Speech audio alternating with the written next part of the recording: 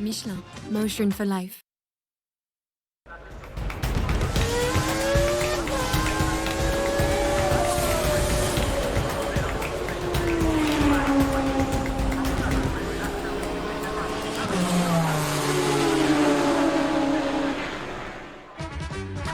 Bonsoir, bienvenue sur Wrestling Stream, j'espère que vous allez bien. Oh là, il y a une musique d'ambiance et tout, là, j'étais pas prêt. Qu'est-ce qui se passe? On est en boîte de nuit, c'est encore une demande de Rémi Tissier. Qu'est-ce que tu fais? T'envoies des SMS toi là? Mais non, je suis en train de travailler, je prépare mon émission. Ah mais c'est Il n'y a ridicule. pas Anthony Drevet, il est déjà en mode. Ah ouais, ça y est, Is No Good est arrivé, il a volé la place d'Anthony Drevet, mais en tout cas... J'ai cédé ma place parce que je suis gentleman et il fallait que notre invité Émilie soit Exactement. entre le présentateur et moi. Et rapproche ton micro parce qu'on ne fait pas... Voilà, c'est mieux. Il nous fait Johnny maintenant, Optique 2000. Voilà, on t'entend bien, t'inquiète pas. Émilie Bondy, comment vas-tu? Bonjour, super, Eh ben, ravi d'être là. Alors, enchanté de t'avoir sur le plateau. Du coup, pilote Yamaha dans la Women's Cup. Tu doses, comme on dit, dans le milieu. Oui, c'est vrai. Et ça marche fort pour toi. Alors, ouais, c'est mes débuts et c'est vrai que j'ai eu quelques courses qui m'ont donné confiance, mais ce n'est que le début. Oui, mais ça va marcher très fort. Bientôt, on donnera de tes nouvelles et ça va être... Elle est modeste, on va en parler dans l'interview, elle vient de gagner à Pau-Arnos, sa Voilà. première victoire alors qu'elle a débuté il y a 3 mois. La classe, voilà. Doucement, mais sûrement. Ouais, non, c'est très très bien. Bon, en tout cas, on va avoir une longue interview avec toi. Tu vas nous parler un petit peu de comment ça se passe ta carrière, comment t'en es arrivé là, et puis ta place parmi les hommes, parce que c'est vrai que c'est un milieu qui est parfois un peu difficile, et tu nous prouves que franchement, tu arrives très très bien. Donc déjà, bravo. Merci, et ouais, c'est vrai que c'est un sujet. Oui, c'est un vrai sujet, exactement. Et c'est pour ça qu'on va en parler ce soir. Il est là du côté, voilà, Jean-Louis Moncey a décidé que... Il m'a dit, écoute, j'en peux plus de Fabien, c'est catastrophique. Sa mèche m'a fait peur et il m'a dit, il faut me remplacer. Petit call. Voilà, ça va bien? Ça va. Je l'attendais le tac, tu vois. Je l'ai lancé, je me suis dit, je vais le lancer comme ça le tac. Je me sens seul ici quand même. Oui? Ouais, ça fait bizarre. T'es tout seul. J'ai l'impression de revenir un an en arrière. Oui, c'est vrai. Non, mais normalement, t'avais... Non, moi je suis là-bas, mais quand même, voilà. Exactement. Bon, en tout cas, Racing Stream, c'est l'émission de vos sports mécaniques préférés. On va parler avec Rémi de Superbike, bien évidemment. De Speedway, nous allons avoir l'interview d'Émilie, bien entendu. Fabien va nous parler d'IndyCar. Alors voilà, Anthony Drevet est au Mans, c'est pour ça qu'il n'est pas là. Mais on l'aura tout à l'heure en interview. Il sera en direct. On va avoir notre Nelson Montfort en direct J'adore. des paddocks du Mans. On a vu les images alors, je suis au. Ah non, mais je Génial. l'envie, je suis Il jaloux. était à côté d'un bibendum Michelin. Oui, tout à fait. Ah non, mais évidemment, il vaut mieux être là qu'au premier virage, parce que sinon, on aura quelques soucis. Et évidemment, notre Jean-Louis Moncey national sera là, lui aussi. Il n'est pas là pour cause de F1, il est en déplacement, mais il viendra nous parler de ce Grand Prix que je n'ai pas vu de Barcelone, et il va nous dire un petit peu tout ça, tout débriefer. Si vous n'avez pas suivi comme moi, ça sera une petite piqûre de rappel. Tout ça avec un petit peu d'e-sport, mon cher Fabien. Un petit peu, ouais. Un peu plus que d'habitude, donc ouais. C'est vrai? Ouais. Je vais essayer d'aller jusqu'au bout pour que tu n'aies pas le temps d'en parler. C'est bien. Allons-y. Comme d'habitude. Allez, tout de suite, la moto.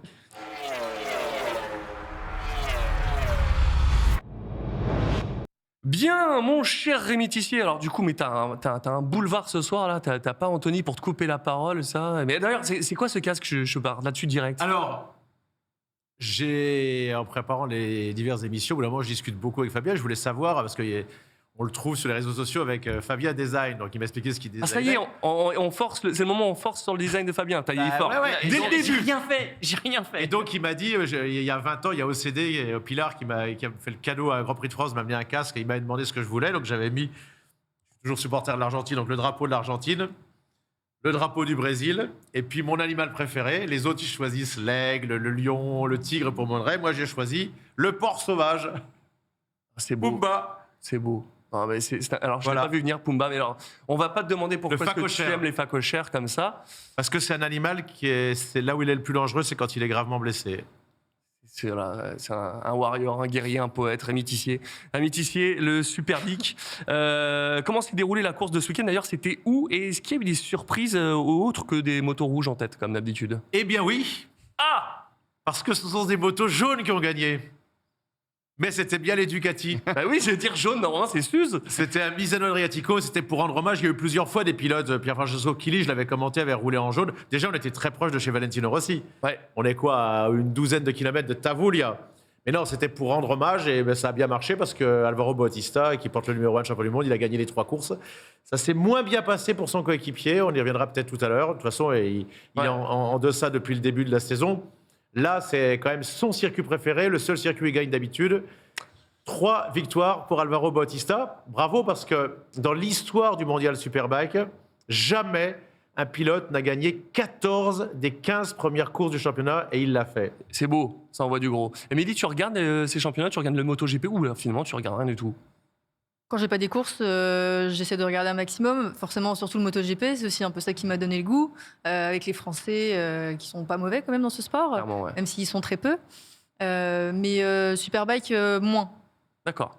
Mais c'est vrai que moi, j'avais tendance aussi à regarder plus le MotoGP que le Superbike, mais c'est peut-être parce que je savais qu'il y avait Rémi, du coup... Non, je déconne, mais t'es mon idole. En plus, je passe mon temps à le tacler alors que c'est mon idole de commentaire. Et qui aime bien châtie bien, c'est comme ça qu'on dit. Mon cher Rémi, juste, du coup, Toprak, est-ce qu'il a encore réussi à se hisser sur le podium, mais ça a été moins easy que d'habitude. Là, le pilote Yamaha, il a encore fait très fort. À Barcelone, il a quand même réussi 3 fois deuxième, on ne pouvait pas faire mieux. Oui. Là, il a fait 3e la première course. Il était énervé. Et c'est la première fois que je le vois énervé comme ça. Ah ouais? Parce qu'il allait gagner probablement la course du matin, les plus courtes. C'est une douzaine de tours, généralement. Ça s'appelle une course sprint, Oui. sponsorisée par la marque Tissot. Et Tissier. alors ça, bah tiens, on avait une minute à faire. Bah là, on peut le dire, ça, c'était énorme. Philippe Monneret, travaillait avec Philippe Monneret, t'imagines bien. Ouais. Et donc, quand on lançait le truc, c'était un sponsor énorme. Et il disait la minute, Tissot, dit, votre minute, Rémi. Ah, c'est beau. Alors tout le monde était terrorisé, parce qu'au moment où on a rencontré le grand patron, qui a dit mais c'est génial parce que vous nous faites de la pub supplémentaire, donc merci. Voilà. Là, tu penses dire une connerie et on arrive sur une anecdote, c'est incroyable. Voilà. Métier. Et donc il allait gagner, et malheureusement il y a eu une chute, il y a eu un drapeau rouge. Et maintenant avec le règlement, on prend dans le tronçon d'avant les chronos, c'est plus le tour d'avant. Et qui venait de passer en tête à 3 tours de la fin? Alvaro Bautista. Mais non. Et donc la seule course qu'il allait gagner, parce que pour l'instant il a gagné une course sprint déjà en Indonésie. Eh ben râpé. Et là, il était vraiment chafouin comme je ne l'ai jamais vu. Parce que là, pour tous ces gars-là, Jonathan Ray, il a lâché prise là, mentalement. Scott Redding, il a lâché prise. Ils n'en peuvent plus. Là. 14 sur 15, c'est du jamais vu. C'est incroyable. Hein. Ça te donne envie de regarder la moto un peu, Fabien, d'entendre toutes ces émissions là comme ça? Bizarrement, j'essaye de m'y mettre, mais j'ai beaucoup de mal à m'y accrocher. Vraiment. Mais il est vraiment. super timide. Il osait même pas appeler Émilie tout à l'heure C'est pour lui vrai. demander ses photos. Ah ouais, mais c'est Pour parce que l'émission. mais c'est- Si, je te promets, il y a Mais pas non, tu mais rigoles. c'est sa femme, elle était derrière, elle était à côté. Elle fait comment ça? Bon, voilà, c'est très bien comment ça se passe. mais non, ouais, la MotoGP, tout ce qui est moto et tout, c'est vrai que c'est un milieu qui est. Enfin, on a tellement de trucs à regarder aussi, c'est compliqué. Moi, j'ai aussi l'e-sport aussi un peu à suivre et tout. Donc, entre l'e-sport, la F1, enfin, le sport auto, la moto, je te cache pas que. Ça Moi, je peux te dire que c'est beaucoup plus spectaculaire. Hein. Tu prends le Grand Prix de France. Il était énorme, le Grand Prix de France. Là, cette année particulièrement. Là, il était sensationnel. Et tu mets ce dont on va parler tout à l'heure, que j'ai regardé en entier, plus tout le débriefing, le Grand Prix de Barcelone de Formule 1. Je peux te dire que là, des changements de leader, il y en a eu. Ah et ouais. des chutes, et Luca Marini qui a failli se faire percuter, et Marquez qui a essayé jusqu'au bout. Voilà, il y en a eu pour tout le monde. C'est bien.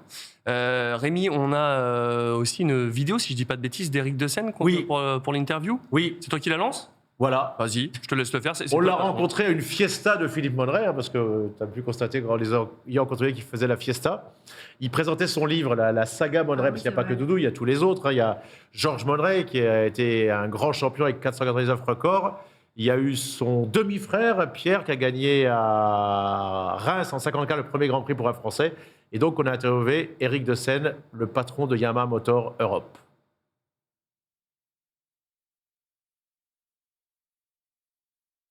de haut niveau avec Toprak, avec Locatelli, avec Rémi Gardner et avec Dominique Egarter. Aujourd'hui, on a annoncé Locatelli confirmé. Egarter devrait suivre très rapidement, puisque nous on est convaincus et il est convaincu et on travaille très bien ensemble. Pour Rémi, on devrait attendre un petit peu, mais le team reste très confiant sur la progression de Rémi. Et je ne peux pas dire qu'on ne chasse pas, mais surtout ce qui est plutôt sympathique, c'est qu'on s'aperçoit que la moto est désirable et on s'aperçoit qu'on est plutôt chassé aussi. Donc là, on écoute, on entend, ça bruisse, et puis on va voir, mais on n'a pas intérêt à se précipiter, clairement. Aujourd'hui, derrière, c'est même pas derrière la Ducati, c'est derrière le duo Bautista-Ducati. Aujourd'hui, les Yamaha apparaissent comme étant la meilleure réponse possible pour un pilote. Évidemment qu'on aimerait être devant Bautista, c'est tout l'enjeu de voir ce qui va se passer en deuxième partie de saison. Mais en tout état de cause, en Superbike aujourd'hui, on a une moto qui permet d'aller chercher du résultat. Les pilotes le savent et c'est pas fini. C'est pas fini. Vous comprenez, Eric, pourquoi Toprak est parti de chez Yamaha? C'est difficile. Évidemment, pour nous, c'est difficile à comprendre. Humainement, j'essaye de le comprendre. On a été dans une démarche très ouverte vis-à-vis de lui. On lui a toujours montré notre attachement. Il a voulu tenter l'expérience MotoGP. C'était clairement le message qui nous avait été passé en octobre dernier. On s'est arrangé pour lui assurer 2 jours d'essai sérieux à Jerez, avec Karl Crutchlow, avec la moto 2023. Et je crois qu'il est revenu circonspect, se rendant compte que finalement, son style de pilotage qui est très instinctif, qui est de pousser la moto dans ses retranchements et lui rattrape avec son talent, sur une MotoGP, c'est pas pareil. Une MotoGP, c'est beaucoup plus exigeant et finalement, il s'est aperçu qu'il fallait adapter son pilotage au MotoGP et il est finalement revenu de Jerez en étant plus un peu refroidi sur la montagne qu'il attendait, plutôt qu'enthousiaste à l'idée de se lancer dans ce challenge-là. Ah ouais, on sent que Toprak, c'était difficile. C'est vrai que pour ça j'ai dire, il le prend bien, mais c'est difficile à accepter parce que c'est un champion pareil. Quand tu laisses partir, pour moi, le meilleur pilote du plateau, sans faire injure à Bautista, bien évidemment, qui sont déçus. Mais il a encore 7 week-ends pour eux et il a encore une chance d'être champion du monde. C'est le seul qui peut encore battre Bautista. Les prochains circuits vont être favorables. Moi, j'ai parié que la prochaine fois, Donington, là, dans 3 semaines, il va en gagner une. Ouais. Une course longue. Il faut qu'il ait un petit peu de chance, qu'il ait des concours de circonstances. S'il pleut à Imola, il a peur. Enfin, il a peur, pardon. Il dit qu'il aime pas ça. Il dit que c'est dangereux, Bautista. D'ailleurs, l'année où il n'y a plus en championnat d'Angleterre, ça aurait roulé. Mais là, ils ont pas fait la course à Imola. Et il va y avoir, s'il peut grappiller un petit peu, après, voilà, ils sont déçus. Et il est clair que le challenge, il y a peu de gens pour l'instant qui comprennent pourquoi il part chez BMW. Bah, pour l'instant, on n'en sait rien. Bah, surtout que là, pour avoir commenté les courses des 4 BMW ce week-end, pauvre Loris Baz d'ailleurs, qui a quand même été puni sur une course, il a eu un problème, il est parti dernier, c'est là où il a fait sa meilleure course. Mais ils sont tellement loin. D'habitude, ils sont à 1 seconde, ils sont à 1 seconde et demie au tour, là. Ouais. Mais ce que j'allais dire, c'est que je trouvais plus mes mots, c'était avec philosophie. Son départ, il le prend quand même avec philosophie, Eric de Seine, mais ça n'a pas été évident pour un constructeur quand ça fonctionne, que tu as un super pilote, un top pilote, et qu'il part à la concurrence, qui marche moins bien. Ou alors tu dis, oula, il y a des trucs que je comprends pas, des trucs qui. Il aura quand même apporté un titre. Et là, ils lui ont fait une belle offre, quand même. Il y a une belle offre de 3 ans. Hein. Ouais. Tu le sais bien parce que toi, tu as travaillé avec Eric de Seine un petit peu. De loin, mais j'ai eu l'occasion de le rencontrer. C'est ce que me dit Philippe Monneray. Il me dit, et toi, tu es plutôt Alain Deloin. C'était pas prévu. Je l'avais pas sur mes fiches, celle-là. Tiens. T'as suivi un petit peu on se moto-allume. Non, elle te suit. C'est ça. mais c'est cool. Merci, Émilie. Du coup, t'as suivi ce départ de Toprak ou pas du tout, Émilie? Il me l'avait dit. Non, Émilie. Je peux. Eric de Seine me l'avait dit un petit peu avant qu'il l'annonce. Voilà, mais c'est. Pour nous, c'est super excitant parce qu'il ne part pas en MotoGP, qu'on garde le meilleur pilote et que si jamais. Ouais. Moi, j'ai parié là ce week-end à l'antenne qu'il en gagnera au moins. J'ai discuté avec Christian Bourgeois. Ouais. On fera peut-être venir un jour. Le grand patron pendant des années de Kawasaki. Il pense aussi que c'est le bon choix parce que si ça ne marche pas, ce sera la faute de BMW. C'est exactement ça. Et il fait exactement ce qu'a fait Valentino Rossi. Oui, il va quand il était vexé. Au début, quand il est parti de chez Honda, il disait que c'était les Japonais, que c'était Honda qui faisait gagner la moto. Ouais. Donc il a gagné avec Yam. Et il y fait en fait ce que Rossi a fait quand il est parti chez Ducati. C'est ça. Ça n'a pas marché. Il est revenu, il a regagné après. Donc voilà. Bon, bientôt. Hein. C'est moins risqué peut-être pour le pilote que pour BMW. Ouais, c'est sûr. On reste dans le Superbike. Rinaldi fait encore une erreur. Est-ce qu'il y aurait des prétendants pour le remplacer? Ils étaient tous là. Tous les pilotes de MotoGP dont on va parler le week-end prochain. Fabio Di Gianantonio. Qui est-ce qu'il y avait aussi? Morbidelli, le coéquipier de Fabio Quartararo. Ce qui veut dire qu'il n'est pas sûr de garder sa place vu les résultats qu'il fait. Voilà. Ils étaient là. Plus, il y a celui qui va être champion du monde sans doute en Super Sport 600. Nicolo Boulega qui veut sa place, ça en fait 3. Il y a Axel Bassani qui s'est accroché avec la dernière fois, qui a fait podium d'ailleurs, cette course-là qui était là. Ils sont 6, quasiment que des Italiens en plus. Mais il y avait aussi, bien évidemment, Petrucci qui a gagné des grands prix. qui a fait nos 2 boulettes, mais qui a pris. Tous, ils sont là, tous les Italiens étaient là, D'accord. ils ne veulent qu'une chose, tout le monde. Tu sais, quand Denis Drevet, quand Oui. il veut ta place, et ben Oui, je eux, sais. bah, c'était ça. Toi, tu es le Rinaldi du Superbike. J'ai les cheveux blancs qui arrivent. Sauf que lui ne fait pas d'erreur. Oh, on en est pas loin. Hein. Bien essayé, mais bien amené. Non, non, Ah ouais, bah, là, j'ai essayé de te défendre un peu, tu Ouais, vois. non, c'est beau. Hein. Ouais, c'est pas Des mal. trucs à me dire après. T'as fait une Je sais connerie pas, ou, oui, je trouvais ça facile, c'était porte ouverte. Est-ce que tu as roulé avec des bécanes d'usine déjà, Émilie? Jamais, j'en suis pas du tout à ce niveau-là. Je viens juste de. Aurait pu. J'aurais aimé, ouais, mais après, pour conduire des bécanes d'usine, il faut aussi avoir les bras, la caisse. C'est des choses qui s'apprennent. C'est pas du jour au lendemain. Et déjà, piloter une moto d'origine, c'est bien. Ah, c'est un R6 que tu as. Ouais, Ouais. un R6. En plus, c'est un vieux R6, c'est un R6 de 2007 Ok. que j'ai un peu repris à droite à gauche, mais ça fonctionne déjà bien. Oui, ça suffit. Hein. Et je pense qu'avant de conduire des guidons d'usine, j'ai encore beaucoup de choses à apprendre, mais ce serait carrément un rêve même. Très bien. C'est intéressant ce que tu dis, parce que déjà, moi, j'étais étonné au simulateur quand j'ai vu les 2 pilotes italiens, Bezzecchi et Marini, les bras. Mais là, on a commenté avec Stefano, une pilote qui est la seule française qui a roulé un championnat de 300. Et Philippe, ils ont discuté beaucoup de la force physique. Et voilà, on a eu des filles, nous, en Super Sport 600. Katia Poxen, une Allemande. On a eu des filles en championnat du monde 125. En 300, Anna Carrasco était championne du monde face aux Français. Aux Français aussi, parce qu'il y en avait 10, mais face aux garçons. Mais en revanche, pour la Superbike ou pour la MotoGP, pour l'instant, il y a effectivement le problème de force. Ouais. Alors que là, en voiture, c'est pas le cas. Non. Ah, quoique, c'est quand même. Enfin, ça dépend lesquels. Hein, mais, ça À peut l'époque, devenir Michel physique, Mouton, hein. par exemple, dont parlait l'autre jour Jean-Louis Moncey, il y a une très très douée, et ça joue pas tant que ça joue beaucoup moins que la moto. Je suis d'accord. C'est bien. Mais ça reste quand même violent. Enfin, Oui, ce que oui, tu oui, prends oui. tarif, hein. Ok. Et d'ailleurs, j'en profite, je sais que tu nous regardes, Jean-Louis, t'es pas loin, là. Je sais que tu es en train de nous observer comme ça. Si tu as quelque chose à nous dire, envoie un petit SMS, clac, clac, on te passe à l'antenne. N'hésite pas, surtout, c'est ton émission, tu es à la maison. Avant de partir sur l'interview de Philippe Monneret, comment c'est notre partenaire Yamaha, c'est passé en super sport? Enfin, la victoire. Alors, Stefano Manzi, il a complètement raté son vendredi, ce qui est rare parce qu'il est dans une des meilleures équipes, l'équipe Honda Tenkate ou Tenkate, les Néerlandais, qui ont eu tellement de titres avec tellement de pilotes, dont Sébastien Charpentier, le Français. Ils ont fait gagner une dizaine de titres à des pilotes. Et là, il y a eu des problèmes techniques. Il a fait que 5 tours sur toute la journée. Ah oui, Catastrophique quand on est pas pilote. beaucoup, ouais. Malgré ça, il a réussi en partant 11e à remonter. Alors, il était 10 parce qu'il y a un pilote qui s'est fait punir. Il y a beaucoup de punitions souvent en Corsie. Il a remonté pour jouer le podium et 2e. Et quand même quand on n'a pas beaucoup roulé le vendredi, avec tout ce qu'on apprend dans sa première course quand on va au bout, Philippe m'a dit, tu vas voir, il va avoir une chance. Il a eu sa chance et il a battu enfin Boulega. Et première victoire de Yamaha cette année. Donc Christophe Guyot disait que c'était pas possible. Eh bien si on peut encore gagner. Et en plus, Manzi, il est formidable parce qu'il est bouillant. C'est l'Italien, mais chaud bouillant, quoi. Et là, il allait battre son coéquipier, son compatriote qui est beaucoup plus calme. Donc première victoire de Yamaha. Donc maintenant, quasiment, il n'y a que la Triumph qui n'a pas gagné. Donc le championnat, le règlement est quand même bien fait, puisque la Ducati gagne. Elle n'avait pas gagné. C'était la seule moto qui n'avait pas gagné une course la dernière. Et là, a gagné avec Kanonju qui est blessé, la Kawasaki.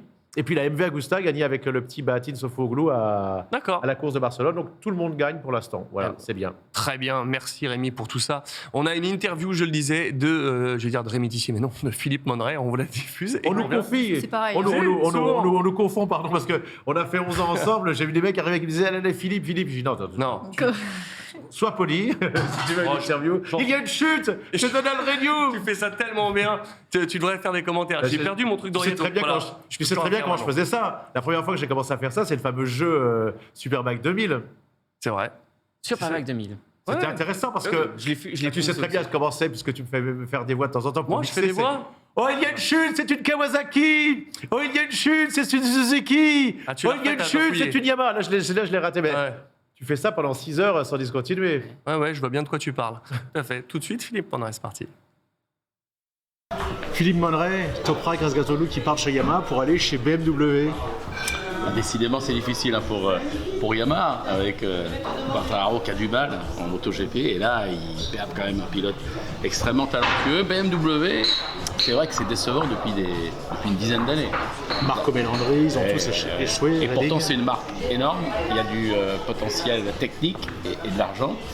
Là, est-ce qu'on ne pourrait pas croire que ça va être enfin le déclic pour BMW avec l'arrivée d'un champion d'exception, un spécialiste quand même du Superbike, parce qu'on sait que sur la MotoGP, il ne savait pas faire la différence, donc il s'est dit je vais rester en Superbike. Mais en tout cas pour le spectacle et les commentaires, ça va être bien. Mais je pense qu'on peut avoir des grosses surprises et de bons résultats. Attention quand même, on l'a vu en début de saison cette année, quand même Redding complètement à la rue avec une BMW où d'après ce qui se dit, c'est toujours compliqué de leur demander des choses, surtout aux ingénieurs qui ont un peu des idées fixes. Donc on va voir, parce que pour faire progresser une moto, il faut vraiment qu'on écoute le pilote. Et Toprak, ses points forts, c'est les entrées en virage, les freinages, etc. Donc il va falloir développer la machine dans ce sens pour que ça corresponde à son pilotage. Alors il se dit que ce qu'essaye de faire Toprak Azgatoglu, c'est un petit peu le pari à 1 degré moins de ce qu'avait tenté Rossi en partant chez Ducati, gagner avec un autre constructeur. Oui, c'est ce que fait pas vraiment Jonathan Rea en restant beaucoup chez Kawasaki. De toute façon, il sera battu là où il est, donc quitte à perdre, il se dit je tente le tout pour le tout. Oui, et puis c'est un nouveau challenge. Je pense qu'un pilote, de temps en temps, sur toute cette trempe-là, a besoin d'un nouveau challenge, de changer d'écurie, de crèmerie. Et non, mais moi j'ai hâte de le voir sur la BMW, ça va être incroyable, je pense. Ah bah nous aussi, on a hâte. T'es tellement sérieux dans toutes ces vidéos, Rémi, on te reconnaît pas. Je suis journaliste et avec Philippe, c'est difficile d'être sérieux. Parce que si tu savais ce qu'on a fait pendant 11 ans sur tous les circuits du monde... Je ne veux pas le savoir, Peggy 18. Non, mais incroyable. Mais à chaque fois, je te vois là, avec Eric de Seine, avec ton costard, là, bonjour. T'as vu que depuis que tu m'as dit que Twitch, il fallait être jeune et pas boomer, maintenant... et tu mets plus de capuches. C'est terminé, le Hugo Boss, je le mets plus. Ah non. J'ai même mis, tiens... Gino Rea, gravement blessé à Suzuka. Ah. Il y a un t-shirt, le soutien, mais ça va, il va mieux. Il est venu 24 heures du Mans, ça va mieux. D'accord. Voilà. Bon, une petite réaction ensuite de cette interview, Rémi, Émilie Philippe évolue un petit peu dans ce qu'il a dit depuis. Il commence à penser que peut-être que BMW va réussir à gagner au moins une fois avec Toprak aussi. Voilà. Oh, mais il faut qu'il développe. Enfin, actuel, ça marche pas. Est-ce qu'il y a quelque chose qui se développe derrière? Parce qu'on a dit la même chose l'année dernière d'Alonso qui va chez Aston Martin en se disant il va dans le mur. Alors à chaque fois, BMW dit qu'il sort des trucs. Là, je pense qu'ils vont lui donner une superbe électronique, quelque chose de Magneti Marini, ils vont ressortir quelque chose. D'après ce que disait Christophe Guyot, il y a plus de moyens en Superbike. Là, le règlement est figé en MotoGP, mais là, ils vont lui trouver quelque chose. BMW, vous le savez bien pour la voiture, c'est quand même énorme, il y a des moyens. Ça serait incompréhensible. De toute façon, s'ils n'y arrivent pas avec Toprak, ils n'y arriveront jamais. Voilà. Ouais. Bon, bah, très bien. En tout cas, on a une invitée de choix, Émilie Bondy, je vous le dis, ceux qui arrivent en cours de route. Tu roules en Women's Cup, du coup, tu me dis si j'ai des bêtises, hein, parce que en 600, avec le RC, c'est donc le championnat féminin exclusivement en Supersport, c'est ça? Alors, pardon. Ouais, c'est ça, c'est le championnat de France féminin, en fait, de moto de piste, de moto de vitesse, on pourrait dire Supersport, sachant que les 600 sont mélangés avec les 1000. Bon, il y a bien sûr il y a deux classements. Donc les 600, la première 600, etc. Mais sur la piste, on est mélangé avec les 1000. C'est ouf, ça. Coude à coude. Ça crée pas trop de soucis. Alors sur des tourniquets comme, alors je sais bien que vous roulez pas à Carole, que peut-être si. Si, on a une course là dans un mois là. Ça pose pas de soucis. Écoute, pour l'instant la course elle n'a pas eu lieu, mais il y a eu des courses sur d'autres circuits. Par exemple, on a eu Poirano le week-end dernier. Il n'y a pas de soucis. Après, c'est vrai que forcément, c'est un peu des stratégies de course parce que si t'es coincé derrière une 1000 qui te rattrape dans toutes les lignes droites, mais dans le signeux, ça avance pas. T'as certains soucis comme ça, mais ça permet aussi de remplir la grille de départ. Il n'y aura pas assez de monde. Ouais, c'est ça, parce que finalement, il y a très peu de communication sur le sport moto et sur le sport moto féminin, il y en a même carrément pas. Attends, j'ai pris Stefano pour commenter avec moi 2 week-ends de Superbike. Tu m'as passé un coup de fil pour t'aider, je t'ai invité directement à la Fédération française de moto pour faire une vidéo et on t'invite encore aujourd'hui. Oui, très bien, mais il faut que ça bouge. Mais voilà, c'est le temps que les choses se mettent en place, c'est sûr, mais parce que encore jusqu'à moi en tout cas cette année, j'étais même pas au courant qu'il y avait un championnat de France féminin, tu vois. Et elles ont quoi les bécanes? Elles sont stock? Elles ont quoi par rapport à part les carénages pistes et les Ça slicks dépend des filles, ça dépend de leur budget, ça dépend. Il y en a qui viennent avec des motos quasi stock, mais des demi-guidons et des carénages et ça part. Et il y en a d'autres qui viennent avec un chou plus préparé, des amortisseurs préparés, des petites pièces, mais ça va pas être des trucs de ouf. Ça va être des tirages courts, ça va être Ah oui, c'est ça, ouais, d'accord. des mètres cylindres différents. Chacune fait comme elle veut en fait, c'est ça aussi l'avantage. Il y a un équipementier pneu enfin, je veux dire, est-ce que vous Non. roulez en slick et pluie ou est-ce que c'est des mixtes comme j'avais en Coupe de Marque, on était forcément avec Non, là un tu fais modèle. comme tu veux. Si tu veux rouler Prends des pluie, Michelin. on m'a dit aussi ça, ouais. Si tu veux rouler pluie alors que c'est sec, c'est comme tu veux, c'est pas leur problème. Si tu veux rouler Dunlop alors que celle d'à côté elle roule en Michelin, il y a pas de souci aussi. C'est toi, tu Bien. fais comme tu Mais en veux. tout cas, tu peux mettre des slicks. Ouais. Ok. Slick, routier, pluie. Ouais, enfin bon, faut être fou que t'as le droit de mettre des slicks, de rouler avec des routiers, quoi. Et figure-toi que c'est ce que je fais pour l'instant. Comment fais-tu? Et j'ai commencé à me mettre en confiance avec une certaine gamme de pneus. En l'occurrence, moi, je roule avec des Dunlop pour l'instant, des D212 en M. Et je suis en confiance. Je sais qu'il y a une goutte d'eau ou il y a une tache d'ombre. Je connais pas encore assez bien mon pilotage pour être sûr de moi qu'avec des slicks, je les mets en température directe. Alors que là, si je veux faire un tour chill et un tour où je mets du gaz, c'est possible. Bon, mais tu verras, tu passeras au slick. Hein. Oui, c'est Quand ce tu qu'on va pas parles, me dire. je revois ta maman que je connais, Sandrine, et en fait, avec ton père, David, tu as fait de la moto à quoi? À 2 ans, il t'emmenait sur la moto? Ça, c'était déjà un peu la course quand j'étais petite, quand même, parce que mes deux parents sont assez compétiteurs et tous les deux Assez moto. compétiteur, on peut vous dire la vérité. Son père, c'est le seul mec, parce que j'étais bien physique, mais il y a un sport où s'il y a une différence comme ça, tu ramasses, c'est le squash. Il est géant, il mesure combien ton père? 1m92, pas Je non suis plus. joueur quand même. Hein. Mais 1m92 et un gabarit, et voilà, il me tendait, mais ils sont bons dans tous les sports, tes parents. 1m92 au squash, t'as une amplitude, tu vas d'un terrain à l'autre, t'as pas besoin. Ouais, il t'enlève gratuitement. Il sortait pas du terrain. Non, Un mais- mur à l'autre. Oui, t'as un mur, mais d'un mur à l'autre, t'as pas. Bienvenue trop dans besoin Racing d'aller courir. Squash. Mais attends, toi, tu as fait du haut niveau avec des canassons, d'autres chevaux, pas des chevaux. Ouais, c'est ça. C'est vrai que en fait, c'était mes premières compétitions. Le cheval, je faisais du horseball. C'est un peu comme du rugby à cheval. Et j'en ai fait à haut niveau. J'étais championne de France plusieurs fois. Mais c'était un sport d'équipe. Mais pareil, c'était un sport à chevaux, enfin à cheval, quoi. Ah ouais. C'était toujours dans le coin. Ça revient toujours. Et sur le débouché de ce championnat-là, sur quoi tu peux t'orienter après? Ou est-ce que tu dis je peux faire quelques années là-dedans sans penser à d'autres catégories? Je pense honnêtement que la Women's Cup, c'est une super compétition pour toutes les filles qui ont envie de se lancer dans la compétition et de se rendre compte que la moto, c'est vraiment un sport. Mais c'est pas un championnat dans lequel il faut rester trop longtemps parce que le niveau forcément il n'est pas très très très élevé vu qu'il y a beaucoup de débutants qui viennent et de débutantes surtout qui se lancent. Donc moi mon but c'était de débuter dans la compétition, mais moi j'ai envie de démontrer qu'une fille a tout à fait sa place dans un sport avec des mecs et le but c'est d'aller me frotter les coudes C'est ça, ouais. avec les garçons l'année prochaine. Bien qu'il y ait quand même eu l'annonce très récemment qu'il y a un championnat du monde féminin en Ah, oui. 2024. En championnat du monde Superbike, il y aura, sur les 12 manches, il y aura 6 manches, on va avoir un championnat du monde féminin. 100% féminin. Donc c'est aussi attirant. Alors pourquoi pas les deux? Pourquoi pas? Parce que après avoir, forcément s'il y a beaucoup de courses, on peut pas s'investir dans 12 compétitions. Mais c'est vrai que j'ai envie de démontrer et je pense que sur certaines, en tout cas sur certains championnats, j'ai tout à fait le niveau, comme beaucoup de filles d'ailleurs qui s'en privent, d'aller avec les mecs, quoi. C'est Sûr. un sport mixte. C'est pas un sport mec. C'est ça, c'est pas fermé, c'est juste que il y en a Ouais. pas. C'est ce que je disais avec Rémi en off. Moi, j'ai peur que, en fait, en faisant ça, on enferme les femmes dans leur compétition C'est et ça. en fait, elles grimpent pas. C'est ce qui arrive avec plein de sports et elles sont enfermées dans qui ne fait pas de vue. On a fait la même chose avec la F1 Academy et la W Series. Malheureusement, elles peuvent plus vraiment espérer aller autre part parce qu'elles sont dans ce truc. Et c'est Non, fini, non, mais quoi. ça va pas être le cas là. Donc Là, parce que j'espère de que toute ça va pas façon, comme ça, quoi. déjà des filles comme Émilie, on discutant avec toi, Rebecca, tu veux gagner, là tu vas tordre la fille qui est face à toi au championnat sur la dernière, et puis l'année prochaine. Mais même là, moi, le conseil que je te donne, je te l'ai dit, c'est d'aller faire au moins 1 ou 2 courses avec les garçons cette année. Ouais. C'est ce que tu vas faire sans doute. Je pense qu'on apprend beaucoup plus et beaucoup plus vite et forcément le niveau aussi il est plus haut. Donc vu qu'il y a très peu de filles, en fait il y a juste le championnat dans lequel je suis qui est 100% féminin en France, en fait il n'y a pas trop d'autres moyens que d'aller se frotter avec les garçons. Donc si je veux gagner du niveau, ouais, c'est juste indispensable. Et puis en plus j'ai envie, c'est vrai que j'ai pas envie de m'enfermer. Et pour rebondir sur ce que tu disais, effectivement ça peut enfermer les filles, de créer en gros un MotoGP féminin, mais en même temps... elles sont rassurées. Au début, il y en a certaines qui ont besoin d'être Voilà. rassurées et d'attaquer C'est vrai. entre Alors, elles. ça, C'est rassuré. Et alors, déjà, ça fait de la com aussi, parce que les filles, elles sont même pas au courant que, en fait, c'est un sport et que les filles, elles ont le droit d'y aller.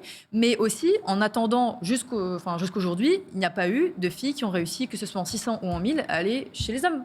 C'est peut-être un moyen. Donc, est-ce que c'est pas une porte pour Ouais, ça elles peut être une porte. d'après Alors, en aller 600, chercher des on avait guidons? commenté Katia Pogsen, l'Allemande, qui était dans l'équipe All-Star Suzuki et qui était en championnat du monde. Mais il faut vraiment raconter comment ça s'est passé. Monneray, Philippe et Édouard, ils voient que tu roules bien, donc ils te font rouler à Montlhéry, puis tu vas au Castellet, et là, tu es dans un groupe, et puis raconte ce qui s'est passé.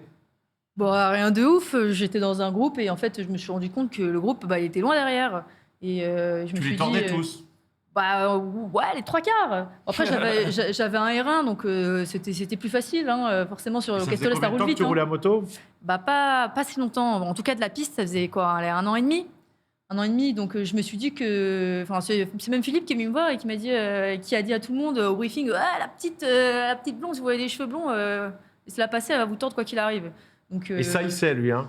Mais maintenant, tu as l'aide d'un grand champion qui est venu dans cette émission, que j'ai fait venir, qui est un ami, Xavier Siméon, le Belge.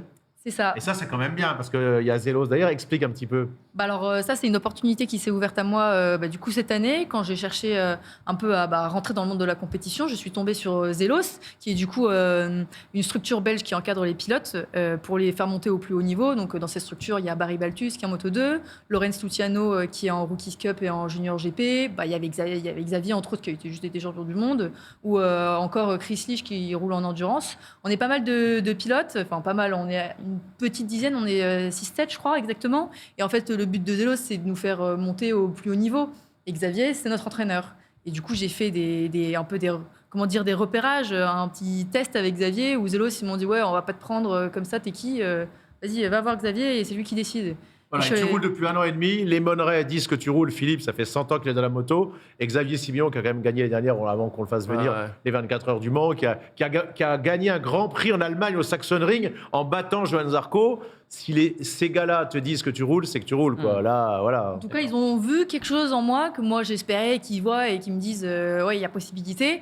En fait, c'est exactement ce qui s'est passé. Et bien que pourtant, pendant le repérage, anecdote, j'ai pris ma première chute en moto à tel point que en fait, je me suis réveillée qu'une demi-heure après avec une clavicule cassée. Et le soir, il m'appelle. Moi, je croyais que c'était mort, que c'est bon, je pouvais rentrer en France parce qu'en plus, c'était en Espagne parce que Xavier habite en Espagne. Et en fait, il m'appelle, il me dit j'ai trop kiffé, t'as la pêche, t'as quelque chose à faire, on te prend. Et moi, alors que je venais de me casser la clavicule. Elle fait quoi? T'es fait un high side comme ça? C'était tellement Je sais mes plus. tout débuts. Non, même pas. C'était juste que c'était tellement mes tout débuts que j'avais oublié. J'étais en train de m'énerver parce que je m'étais fait doubler par un mec. Et l'ego avait pris le dessus. Très mauvaise chose et très bonne leçon pour moi. Que j'ai oublié que j'avais le rapport inversé. Ah bah oui, la boîte inversée, ça. Oui, ça La boîte, ouais. elle m'a carrément inversé la tête. Je me suis montée en l'air. Et j'ai passé la première au lieu de passer la troisième en pleine courbe. Donc, Ouais, je vois bien, ouais. C'est vrai qu'au début, quand tu roules avec un sélecteur inversé, j'en avais lu. C'était chaud. Alors, effectivement, après, tu gagnes du temps, mais les premières fois. Ah ouais. Puis quand tu repasses sur ta bécane de route, ou Oui. même moi, je fais beaucoup de cross aussi, dès que je commence à remettre du gaz, à faire un peu vraiment au feu rouge, je suis sûr que je passe la mauvaise vitesse. Les premières fois où tu roules avec un sélecteur inversé, tu pars, ça fait bouh. Ah oui, non, c'est vrai. Tac, tac. Bon, c'est Vous bon. pouvez nous expliquer, pour nous, les néophytes qui ne connaissent rien à la moto, c'est quoi une boîte inversée? Alors, en boîte inversée, c'est. Alors, si je dis une connerie, mais allez. Vas-y. C'était pour quand tu es tellement penché Ouais. que ta botte ne peut plus passer entre le sélecteur et la piste.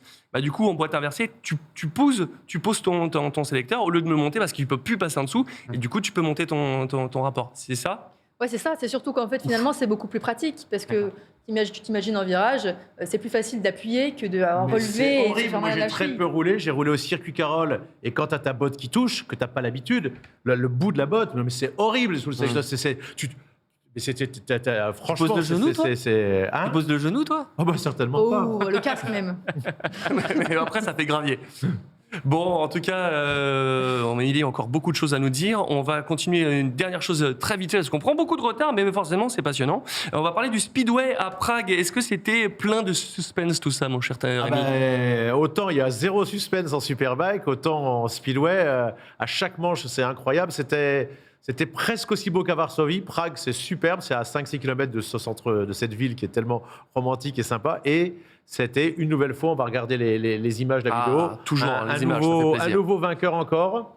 Martin Vakulic, le Slovaque, avait gagné l'année dernière. Curieusement, il porte le 54, qui est le numéro de Toprak Azgatoglu, de Sofoglou, qui a gagné également MV. Et il y a eu du suspense. Philippe Monneray, il a discuté avec mon consultant Enzo Dubernard et voilà. Il sait très bien que c'est très très compliqué à faire. Hein.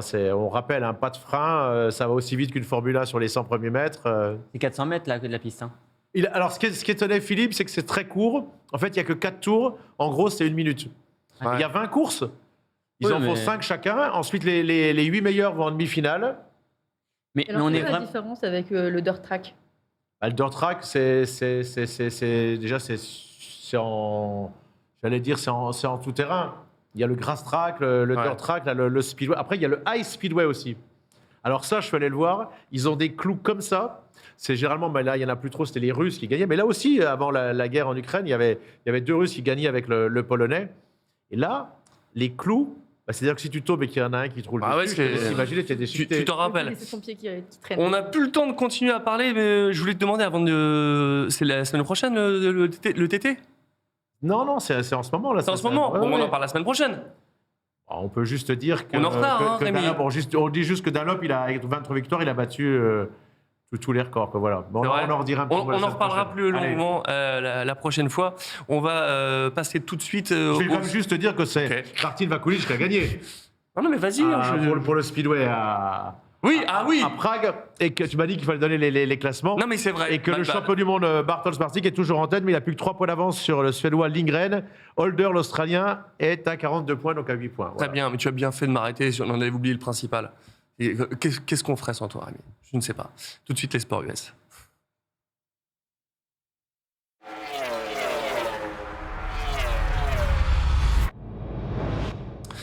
Mon cher Fabien, toujours là pour rattraper les retards. Encore un départ à 5 tours de l'arrivée. Qu'est-ce qui se passe? C'est la tradition maintenant en Indy? Alors en Indy, c'est un peu la pression, mais c'est surtout le circuit qui est assez particulier. On était à Détroit. Retour de Détroit après, bien 30 ans. Enfin, on a toujours été à Détroit, mais ce circuit revient. Circuit très étroit. On en reparlera juste après parce que ça a créé pas mal de problèmes. Mais ouais, encore 5 fois, à 5 tours de l'arrivée, encore un départ. Et après, plusieurs drapeaux jaunes. Parce que, en fait, un drapeau jaune en appelle un autre. Ça a fait ça pendant 4 départs. On a eu 3 ou 4 départs. C'était incroyable. Et après, on avait pu voir Alex Falloux s'envoler avec un Dixon qui... Inarrêtable, Alex? Pardon, un Dixon, un Power. Inarrêtable, ouais. Franchement, ce week-end, il était intouchable. Au début de la course, c'était Romain qui était derrière lui, mais il n'a pas réussi à le suivre très longtemps. Et c'est plutôt Power, en fin de course, qui a essayé de le titiller sur la fin de course. Mais il n'a pas réussi non plus à aller le chercher. Franchement, il était intouchable. Il était parfait tout au long de la course. Il a géré, à un moment, il se fait doubler par Power, mais il n'a même pas essayé de chercher à se défendre. Il a pu le redoubler en fin de course. Il a gagné à l'aise. Très bien. Et du coup, le classement de l'épreuve de Détroit? Les classements, c'est Alex Palou devant Power. Et si je ne veux pas dire de bêtises, je crois que c'est Dixon qui finit 3e. Ce qu'il faut savoir, en fait, ce circuit, on revient, mais c'est un circuit sur des plaques en béton.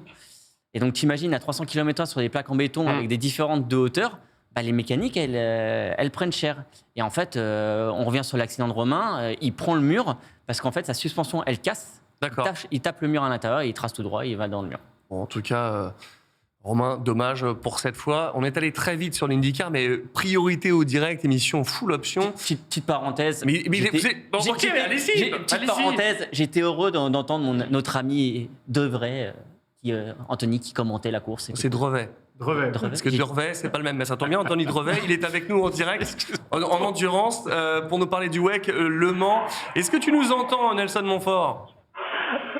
Je vous entends parfaitement, monsieur Devray vous entend.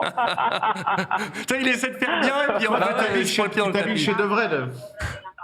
Mais ça m'a fait plaisir, Merci Fabien, franchement, voilà, c'est sûr que de commenter l'IndyCar c'était top. Mais maintenant je passe ici, ah non c'est là. Alors, 24 heures du Mans. qu'est-ce Ça qui va se être, passe? Dis-nous tout. Qu'est-ce que tu as vu? Écoute, pas mal de choses parce que on sait que c'est le centenaire des 24 heures, c'est la 91e édition cette année. Donc là, je vous ai mis le petit logo. Donc pour vous montrer en fait où je suis tout simplement dans le paddock.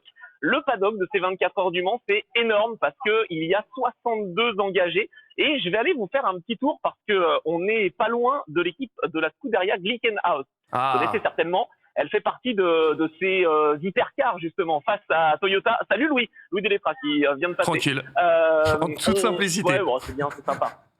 Oui, non mais c'est ça. Bah, il est à vélo, on le voit pas. Hop là, non, il est là-bas. Bon bref, ça fait partie de ces équipes donc qui se battent en hypercar avec Toyota, avec Ferrari. Ça va faire plaisir à Jean-Louis. Et peut-être à Rémi, non? Ferrari, non. Bon, c'est moi que ça fait plaisir. Et donc. Ah oui, voilà, c'est ça. C'est pour toi, tu vois, c'est pour toi. Je te le remets, voilà, le logo. Et ben, on va parler des femmes. D'ailleurs, tiens, j'en profite chez Ferrari parce que je sais que vous en avez parlé tout à l'heure à moto. Eh bien, ici, dans cette édition des 24 heures, elles sont 5, pas moins. Et il y en a une surtout qui a gagné, on l'avait dit, Lilou Wadou. Il y a également Dorian Pin qui sera en LMP2. Et puis, on aura nos Iron Dames avec la Porsche Rose, justement, avec Sarah Bovy, Raël Frey et Michel Gatting. Elles sont fortes, ces femmes en endurance, et donc on va se régaler. Mais avant cela, Jens m'a autorisé à aller tout simplement dans le box de Glickenhaus. Donc on va y aller. Alors la petite spécificité, je vais vous dire, je vous emmène vraiment dans les coulisses. C'est qu'en fait, vous voyez qu'il y a ramène les jantes. Juste là. Voilà, je ramène les jantes. Regardez. Alors ça, c'est super les jantes, mais il manquerait pas des pneus Michelin. Tout à fait. Oui, parce qu'en fait, les pneus Michelin sont des pneumatiques qui sont qui sont des prototypes. Et donc, eh bien, ils seront livrés le mercredi pour toutes les équipes hypercar qui sont équipées en Michelin. Eh bien, c'est des pneus confidentiels, comme on dit. Et pour l'instant, ils sont sur les jantes. Nos amis Au tout début, quand ils brillaient, Michelin, en MotoGP, tu sais qu'ils étaient obligés de mettre des vigiles parce qu'ils s'étaient fait voler des pneus. Et ensuite, carrément, les concurrents de marques de pneumatiques volaient les résidus de gomme pour essayer d'analyser, de savoir ce qui se passait en MotoGP. C'est arrivé aussi en rallye, tu fais bien de le dire, avec le concurrent de Michelin, les Italiens. Donc on va les citer. Pirelli, on a cité Dunlop tout à l'heure. Eh bien, Michelin, justement, avait ce type de problème-là. Tiens, on a des pneumatiques. Pas mal, merci les gars. Thank you very much. Voilà, les pneumatiques Michelin, je les poursuis. Ils sont là. Ce sont des pneumatiques usagés ici, mais évidemment des pneumatiques slick. Voilà, on le voit. Super, merci Michelin. Thank you guys. Voilà, et donc ces pneumatiques, on va forcément les attendre avec impatience pour les cabanes de chauffe derrière moi. Eh oui. Voilà. Qui ont été instaurés. Parce que cette année, vous le savez, messieurs, oui, messieurs et dames d'ailleurs, vous le savez, parce qu'on va pouvoir chauffer les pneumatiques. C'était pas le cas depuis le début de la saison, et on va les attendre avec impatience, ces couvertures de chauffe. Donc voilà, je vous fais un petit tour. On se permet puisqu'on a eu l'autorisation, donc on y va. Voilà, ça c'est un des camions de chez Glickenhaus. Et donc on travaille jusque tard, effectivement. Regardez ça, j'ai eu l'autorisation, je précise. Bon, ça va, il n'y a pas de problème, c'est bon. Auto-investigation. Super sympa chez Glickenhaus, vraiment. Oh là là, incroyable. C'est trop cool de nous faire des insiders comme ça, c'est avec plaisir. Un grand moment. Ah ouais. Oh là là. Avec plaisir, parce que vraiment ce sont là des parties qui vont faire les 24 heures du Mans. Là c'est la partie arrière de la Glickenhaus.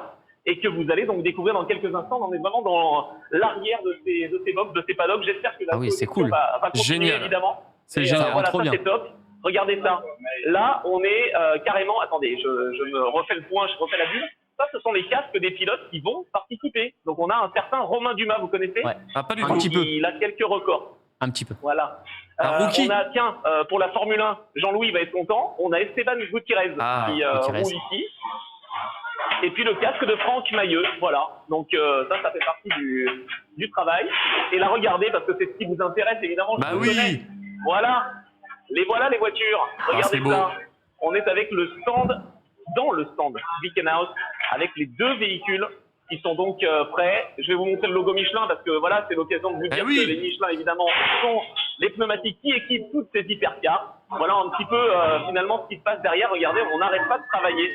On est vraiment en plein bout, j'allais dire, parce que ce n'est que le lundi. Mais on a fait les essais préliminaires hier et on va se lancer dans la compétition le mercredi. Évidemment, messieurs et dames, eh bien, on fera le résumé et on va vous expliquer ce qui s'est passé de cette édition. Justement, où est-ce qu'on te retrouve? Du coup, tu commentes sur Eurosport, tu fais quoi? Où est-ce qu'on te retrouve? Comment on a notre dose d'Anthony Drevet cette semaine? Alors, je sais pas si vous allez pouvoir avoir votre dose.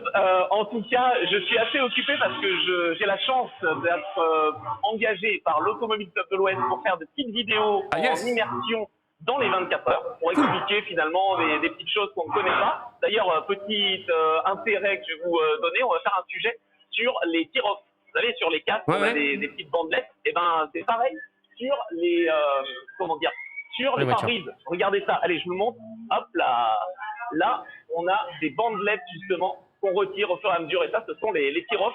Et ben, on va faire un petit sujet sur les tir-off, par exemple, qui seront diffusés sur les réseaux sociaux et en fan zone, parce que un peu comme le foot, on a des fan zones qui sont disséminées un petit peu partout autour des 24 heures. Et puis donc, Donald, merci. Effectivement, sur Eurosport, on va me retrouver à quelques reprises avec Paul Belmondo, avec Eric Hellary, avec Gilles Delaposta, avec Thomas Biel et avec Ronan Hussonnois. Eh ben écoute, magnifique. Merci pour ce duplex. C'était génial, franchement. C'est à refaire. C'était magnifique. C'est le roi des préliminaires. Super. Tout à fait. C'est ce qui se dit dans le milieu. C'est ce qui se dit. Exactement. Merci Anto. Profite bien. Et puis à la semaine prochaine.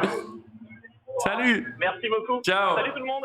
Ciao, ciao. Et de retour sur le plateau, on ne s'arrête plus, hein, les duplex ne s'arrêtent plus. On passe tout de suite à la Formule 1, on va même pas mettre de virgule, on va passer directement avec toi, mon Jean-Louis. Est-ce que tu es là? Est-ce que tu nous entends? Je vous entends parfaitement depuis le début. Le patron est là. Comment vas-tu? Alors, vous m'avez mis tous en colère. Hein. Déjà, Émilie, ce championnat féminin, ça ne va pas dans le sens de l'histoire. Les femmes doivent se battre avec les hommes. Fabien a raison. Peut-être qu'elle doit s'entraîner un peu, mais j'espère qu'après on la verra en Grand Prix. Une femme parmi les hommes, comme Michel Mouton l'a fait, et comment dirais-je, Rémi l'a très bien rappelé. Ensuite, Anthony Drevet, il est chez Glickenhaus, et il me parle des véhicules. Non mais c'est des voitures de course, c'est pas des véhicules. On n'est pas chez les poids lourds là. Voilà. Bref. Bon, tout ça pour vous dire que je vous aime beaucoup, voilà, c'était sympa de suivre tout ça. Émilie, j'espère un jour vous voir en course automobile, ça sera pas mal aussi. Voilà. Avec plaisir. Tout ça pour meubler un peu parce que le Grand Prix d'Espagne était très ennuyeux. La seule chose qui m'a vraiment fait rire au Grand Prix d'Espagne, c'est qu'à la fin, il y a les interviews officielles avec le représentant de Formula One Management, l'intervieweur officiel, c'était Nico Rosberg, il a été obligé d'interviewer Lewis Hamilton. Et comme il se déteste depuis 2015, si je me souviens bien, je m'attendais à des éclats, mais non, ça s'est passé impeccablement. Le Grand Prix d'Espagne, très rapidement, pôle d'intérêt Barcelone, circuit très significatif. Donc là, on voit vraiment les performances. On a pu mesurer les Red Bull, je les appelle comme ça, la Red Bull de Verstappen, hors norme, complètement hors norme. Verstappen, c'est le plus grand en ce moment. La voiture, elle est intouchable. Donc là, ils sont, je pense, entrés dans l'ère Red Bull Verstappen, qui va peut-être durer 6 ou 7 années d'affilée, avec 6 ou 7 titres de champion du monde, comme Schumacher ou comme Hamilton. Ça, c'est ça qui est important. On a vu aussi les Mercedes commencer à remontrer un peu le bout du nez, ce qui n'est pas si mal, parce qu'on en a besoin. Rapidement également, les Ferrari, oui, la stratégie des pneus, qu'est-ce que tu en penses là sur les hards? Oui, alors déjà, le deuxième train de pneus hard, comme Frédéric Vasseur l'a expliqué, ça avait l'air d'être le seul train qui marchait pour comment il s'appelle ce pauvre Charles Leclerc. Franchement, ça paraît vraiment bizarre. Et dire que, on sait très bien, là je vais y aller directement et franco, on sait très bien que Pirelli, ils ont un problème dans la constance de fabrication, un vrai problème. Et que de temps en temps, il y a des trains qui sont pas du tout équivalents aux trains qu'on vient de passer dans la même catégorie de gomme. Et cela, évidemment, ça arrive. Mais ça arrive à tout le monde.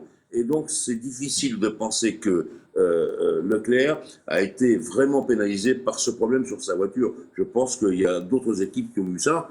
Il n'empêche qu'il a rétrogradé. Et il n'empêche aussi que Carlos Sainz, qui était en première ligne en qualification, en course, il est moins bien. Et ça, c'est la réalité des choses. Voilà. Enfin, je vais dire que quand même quelques équipes ont montré le bout du nez.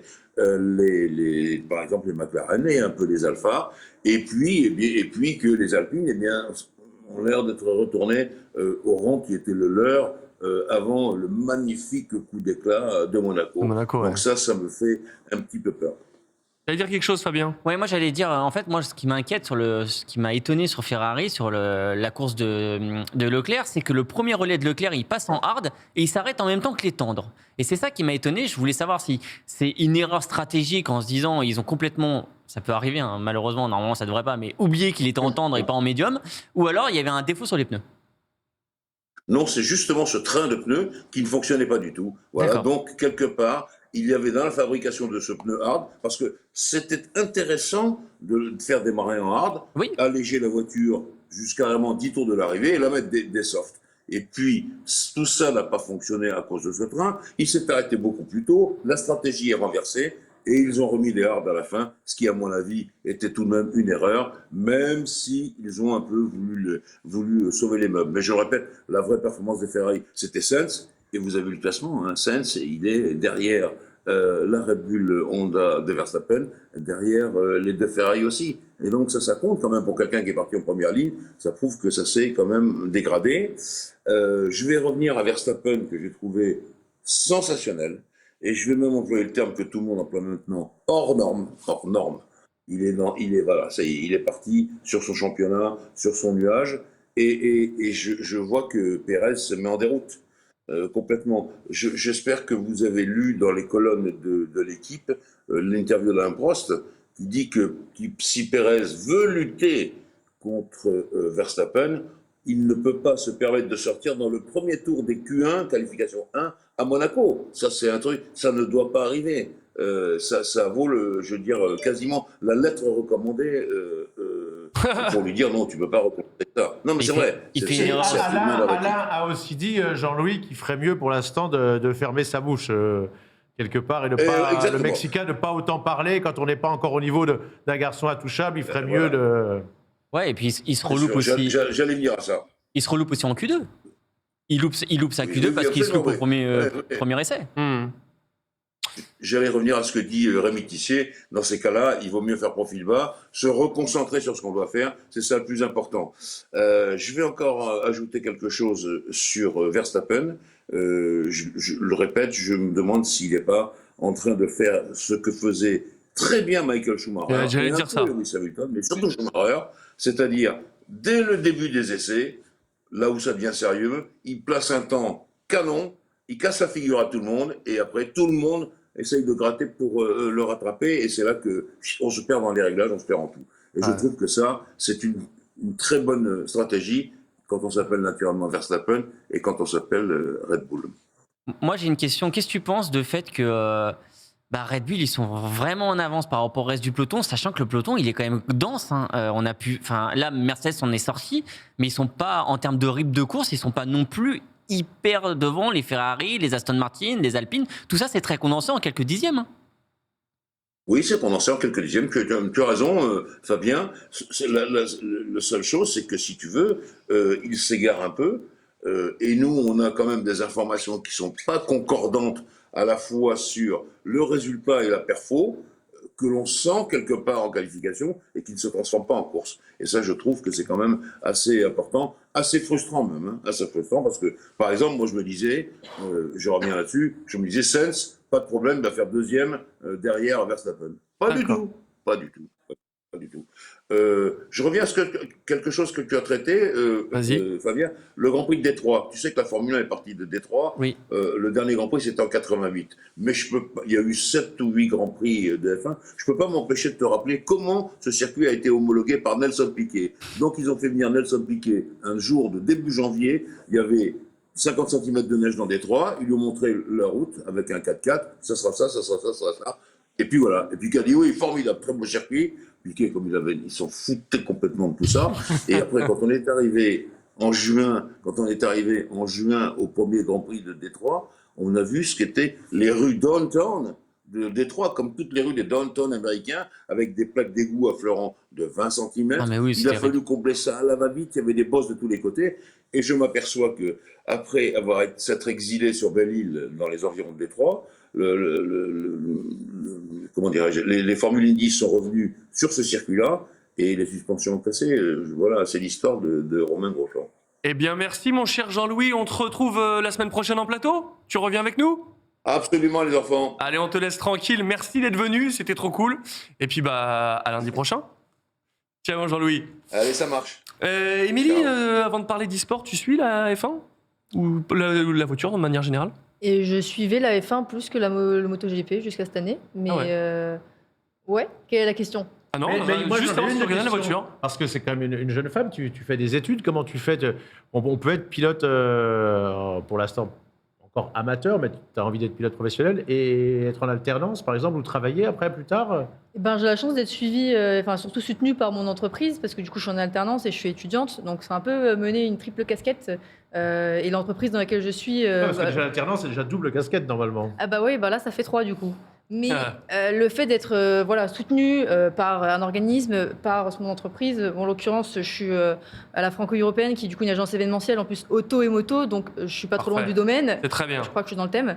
C'est un réel avantage, mais c'est un certain rythme à tenir aussi, et c'est vrai qu'il y a certaines semaines qui sont costaudes. Pas évident. Mon cher Fabien, pour conclure cette émission, tu vas nous parler d'e-sport. Nico, fais péter notre virgule préférée, c'est l'e-sport.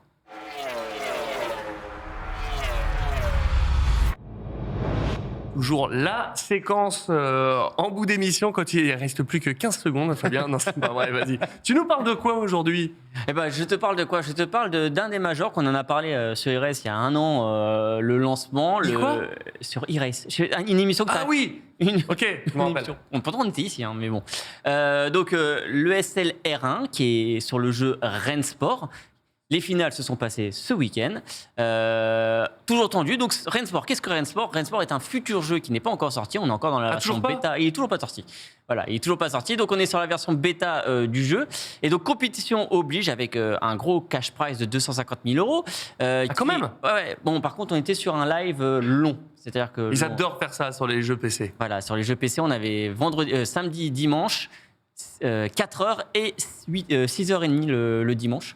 Donc, je rappelle un peu comment ça se passait. On avait les demi-finales le samedi avec 12 pilotes dans chaque groupe. Les meilleurs des 12 se retrouvent en finale.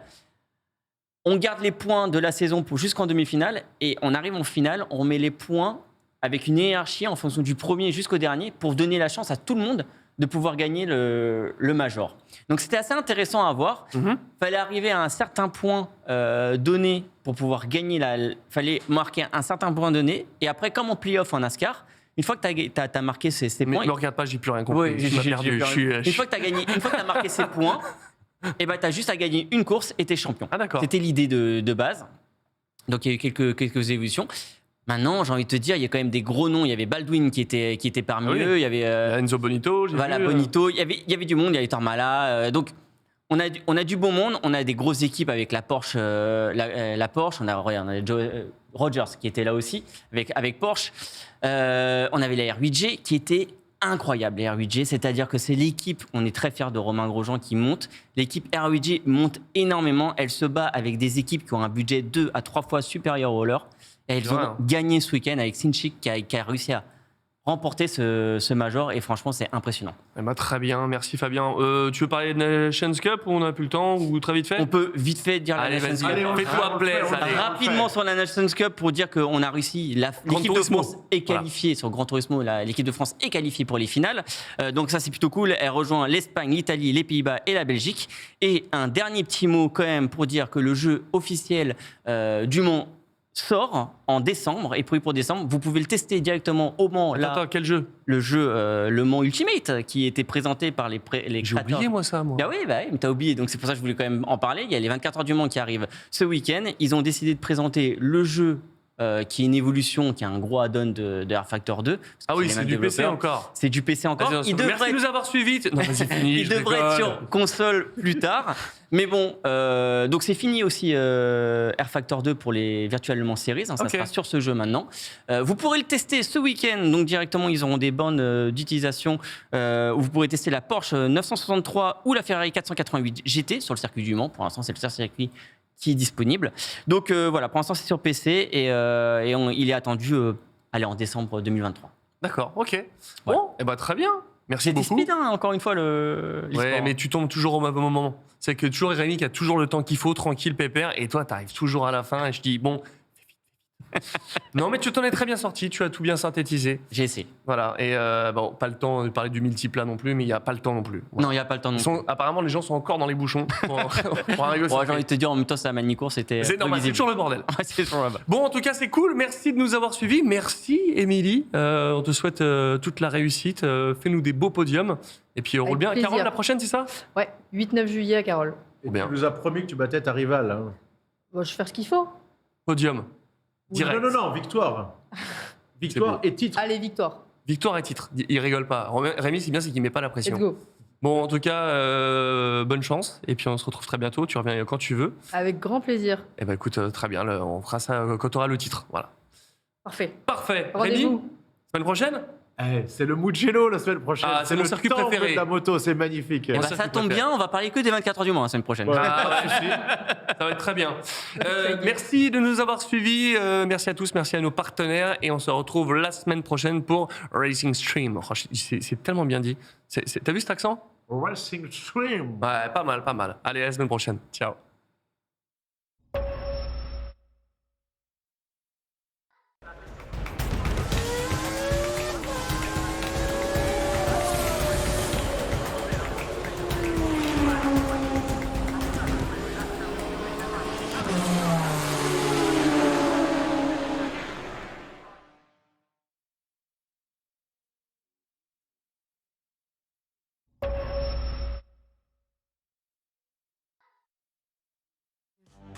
Michelin, Motion for Life.